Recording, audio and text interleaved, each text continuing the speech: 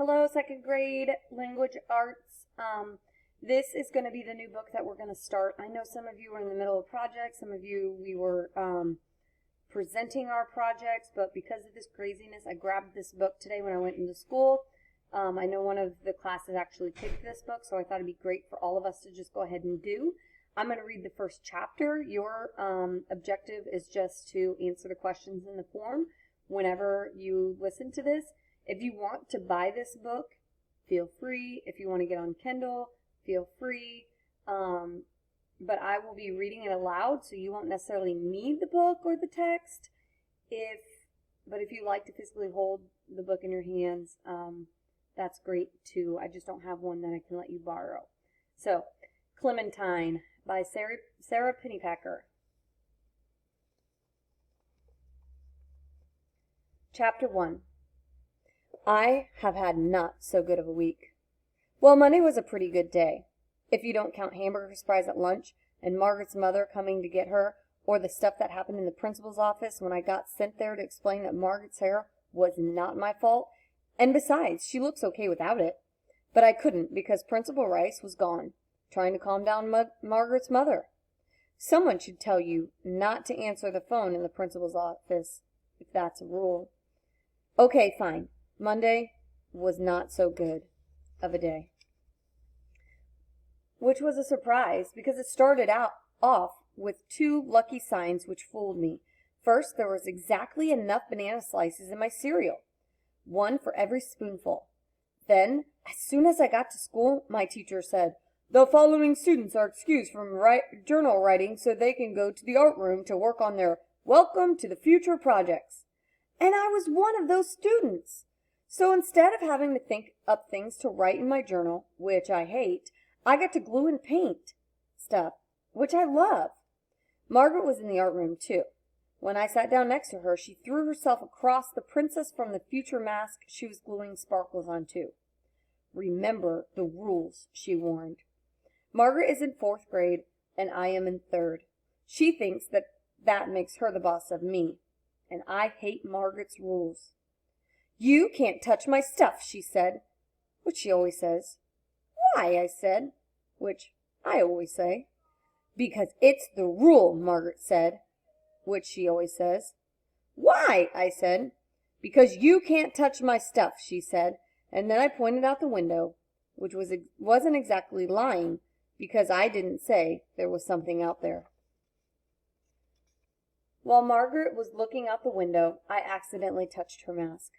Twice. Okay, fine. Then I got busy working on my project so I wouldn't have to hear any "Clementine, pay attentions," which I did anyway, which was unfair because each time I was the only person in the whole art room who was paying attention, which is why I could tell everyone right in the middle of the Pledge of Allegiance that the lunchroom lady was sitting in the janitor's car and they were kissing. Again. No one else saw this disgusting scene because no one else was paying attention out the window. And after that, when it was my turn to pass around the stapler, I could tell everyone that the art teacher's scarf had an egg stain on it that looked, if you squinted, exactly like a pelican, which nobody else had noticed. "Clementine, you need to pay attention," the art teacher said one more time. And just like the other times, I was paying attention. I was paying attention to Margaret's empty seat. Margaret had been excused to go to the girls' room, and when she left, she had scrunched up "don't cry" eyes and a pressed down "don't cry" mouth, and she had been gone a really long time, even for Margaret, who washes her hands one finger at a time. I need to go to the girls' room," I told my teacher, and that's where Margaret was, all right, curled up under the sink with her head on her knees. "Margaret," I gasped, "you're sitting on the floor."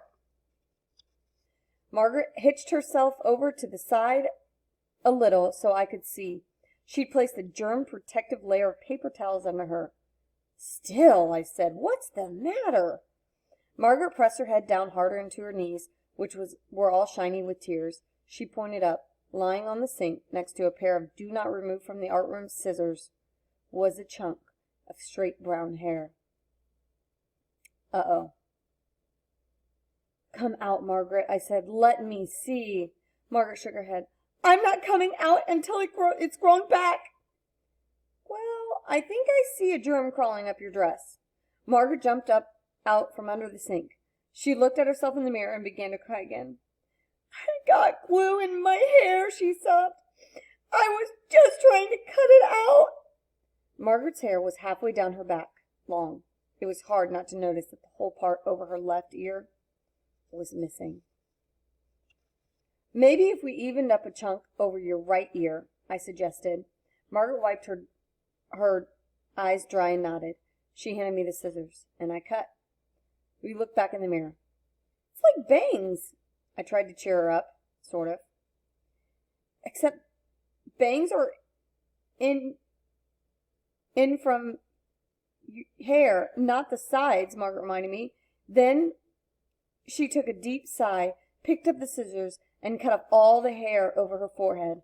Now the front half of her hair was all chopped off, and the back half was long and straight and shiny. Not so good, Margaret said, looking in the mirror. Not so good, I agreed. We looked at her not-so-good hair in the mirror for a really, really long time, without saying anything, which is very hard for me. Then Margaret's bottom lip began to shiver, and her eyes filled up with tear balls again. She handed the scissors back to me, then she closed her eyes and turned around. All of it? I asked. All of it. And so I did. Which is not exactly easy with those plastic art scissors, let me tell you. And just as I was finishing, the art teacher came in looking for us. Clementine, she shouted, what are you doing? And then Margaret went all historical, and the art teacher went all historical, and nobody could think of anything to do except the regular thing, which is send me to the principal's office. While I was waiting there, I drew a picture of Margaret with her chopped off hair. I made her look beautiful like a dandelion. Here is a picture of that. If they had a special class for gifted kids in art, I would definitely be in it. But they don't, which is also unfair. Only for math and English. I am not so good at English. Okay, fine. But this year I am in the gifted class for math, and here is the bad surprise so far. No gifts. I told Principal Rice about that problem when she got back from calming down Margaret's mother. So far, no gifts, I told her extremely politely. Principal Rice rolled her eyes through the ceiling then, like she was looking for something up there. Ceiling snakes, maybe, just waiting to drip on you. That's what I used to be afraid of when I was little, anyway. Now, I'm not afraid of anything. Okay, fine. I am afraid of pointy things, but that is all. And boomerangs. Clementine, you need to pay attention, said Principal Rice. We need to discuss Margaret's hair. What are you doing on the floor? Helping you look for ceiling snakes, I reminded her. Ceiling snakes? What? Ceiling snakes? She asked. See what I mean? Me. Paying attention. Everybody else, not. I am amazed they let someone with this problem be the boss of a school. All right now, Clementine, Principal Rice said in her I'm trying to be patient, but it's getting harder voice. Why did you cut off Margaret's hair? I was helping, I said. And then I told Principal Rice about how I'd helped her too. I answered the phone while you were gone. I ordered some new school pets, and I told the gym teacher we are never going to play dodgeball again, and I made 2 appointments for you. The phone kept going dead, so I guess it's busted, but at least I helped you a little. That's what I thought. There is a look they teach a person to make in principal school that is not very nice. That's the end of chapter 1. Answer the questions.